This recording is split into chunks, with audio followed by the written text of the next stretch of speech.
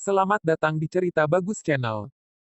Ini adalah cerita tentang Uwais Al-Qarni. Ia adalah seorang pemuda yang tidak terkenal di dunia tapi terkenal di langit.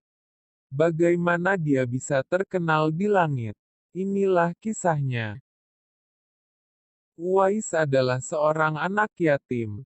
Uwais besar dan tinggal bersama ibunya. Karena itulah sebagian besar hidupnya ia curahkan untuk membantu ibunya. Ia tinggal di daerah Koren, Yaman. Sebelum cerita ini berlanjut, silahkan klik subscribe dan like terlebih dahulu. Ketika dakwah Islam yang dibawa Nabi Muhammad sampai ke Yaman, Uwais adalah salah satu pengikut ajaran Nabi dan mengucap syahadat. Akan tetapi Uwais bersedih sebab tidak dapat bertemu langsung dengan Rasulullah, sehingga keinginan untuk bertemu Rasulullah tak dapat dibendung lagi. Uwais pun meminta izin kepada ibunya untuk dapat bertemu dengan Rasulullah di Madinah. Ibunya pun mengizinkannya namun dengan syarat agar Uwais tak berlama-lama di Madinah.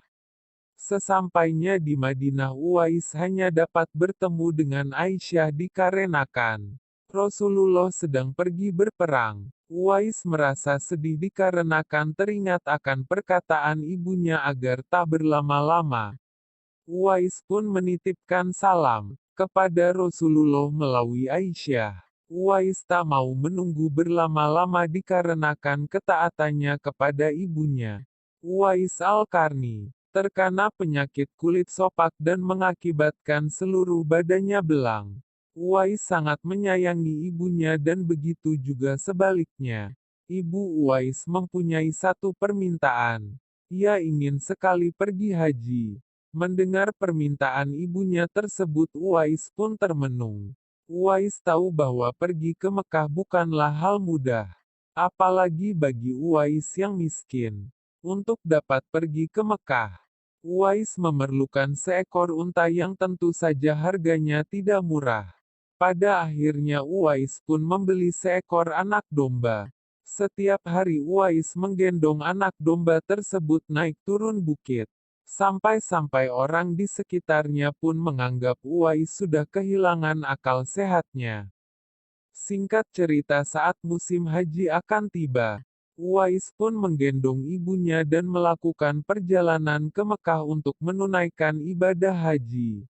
Melihat Uwais menggendong ibunya, barulah orang-orang mengerti alasan Uwais menggendong anak dombanya turun naik bukit setiap hari. Uwais pun berjalan menggendong ibunya berjalan dari Yaman menuju ke Mekah. Begitu besar cintanya Uwais terhadap ibunya, ia rela menempuh perjalanan yang jauh dan tidak mudah hanya demi ibunya.